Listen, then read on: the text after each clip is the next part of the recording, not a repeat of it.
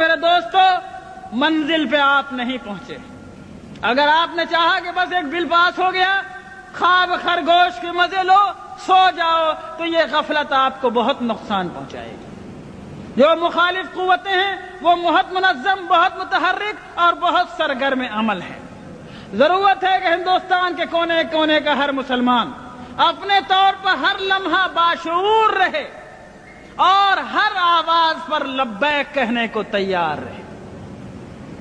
دوسری ضرورت اس بات کی ہے لوگوں کہ دین یا کوئی راستہ، آپ کے ہاں سروے میپ چھپتا ہوگا، اگر کبھی 100 برس پرانا سروے میپ آپ نے دیکھا ہو، بہت سی روڈ، بہت سی سڑکیں اس میں دیکھیں گے آپ۔ آج تلاش کریں گے وہ سڑک نہیں ملے گی، وہ ڈیڈ روڈ ہو گئی۔ کیوں؟ لوگوں نے چلنا چھوڑ دیا۔ جس راستے پر اس کی بالکل ثبوت موجود ہے کہ یہ روڈ تھی، لیکن لوگوں نے چلنا چھوڑ دیا، وہ راستہ نہیں رہا۔ اور جہاں راستہ نہیں تھا لوگ چلنے لگے تو لوگوں کے راستہ لگا لینے سے راستہ بن جاتا ہے۔ اے میرے دوستو، اگر تم ہندوستان میں اسلام کی بقا چاہتے ہو تو سب سے پہلی ذمہ داری یہ ہے کہ اسلام کو اور اپنے آقا جناب محمد رسول اللہ صلی اللہ علیہ وسلم کے طریقوں کو ڈیڈ روڈ مت بننے دو۔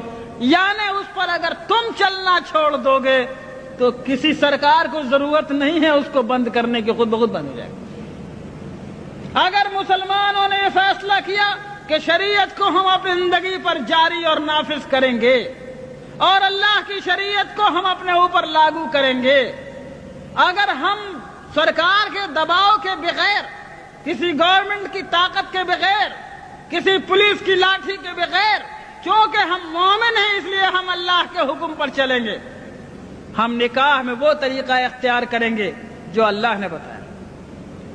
ہم وراثت بانٹیں گے، یہ نہیں ہوگا کہ بہن کا حق مارا جائے گا۔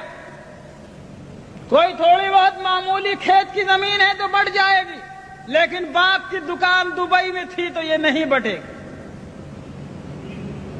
اور شہر میں مکان تھا، مدراس میں اور پٹنہ میں اور دلی میں، تو وہ نہیں بٹے گا، اس میں بہن کو حق نہیں ملے گا۔ غلط بات ہے۔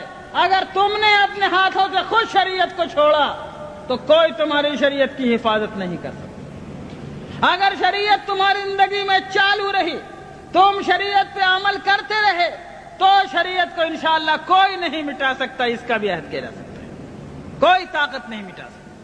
بس پہلی ذمہ داری یہ ہے کہ لوگوں جس طرح نماز کو ضروری جانتے ہو، لوگوں جس طرح روزے کو ضروری سمجھتے ہو، زکوٰۃ نکالنا ضروری ہے، حج نکالنا ضروری ہے، حج کرنا ضروری ہے، اسی طرح لوگوں اللہ کی شریعت کو جہاں تک ممکن ہو اپنی زندگی میں جاری کرنا ضروری ہے۔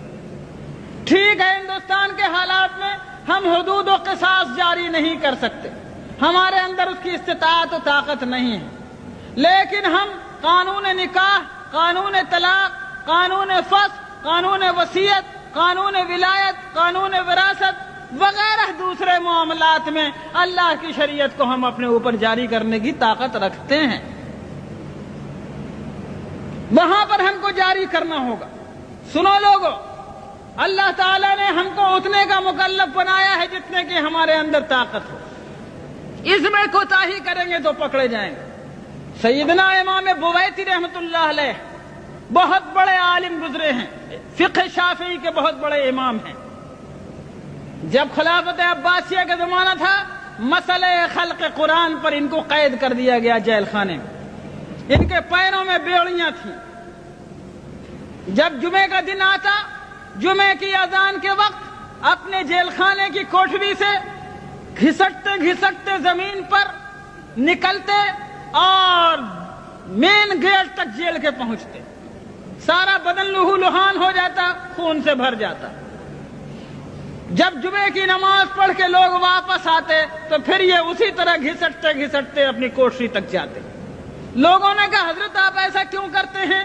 آپ قید میں ہیں، آپ جمعے کو جا نہیں سکتے، پھر کیوں آپ گیٹ تک اتنی تکلیف فرماتے ہیں؟ کہا کہ اور کچھ نہیں، اللہ تعالیٰ نے کہا ہے اذا نودی للصلاة من یوم الجمعة فاسعوا الى ذکر اللہ۔ اے لوگوں، جب جمعے کی اذان پڑے تو دوڑو اللہ کے ذکر کی طرف۔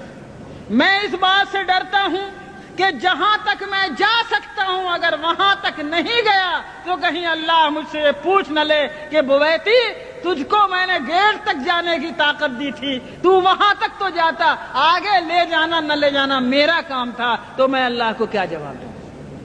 سیدنا امام بویتی کے اس واقعے سے جو ایک نجی اور شخصی واقعہ ہے، ملی زندگی میں ہمارے اور آپ کے لیے عبرت کا ایک سامان موجود ہے۔ ملت اسلامیہ ہندیہ اگر یہ سوچ کر کے سب کچھ ہم نہیں کر سکتے، جو تھوڑا کر سکتے ہیں اس کو بھی چھوڑ دینے کو تیار ہوگی تو یاد رکھو پورا دین تمہارے ہاتھ سے نکل جائے گا۔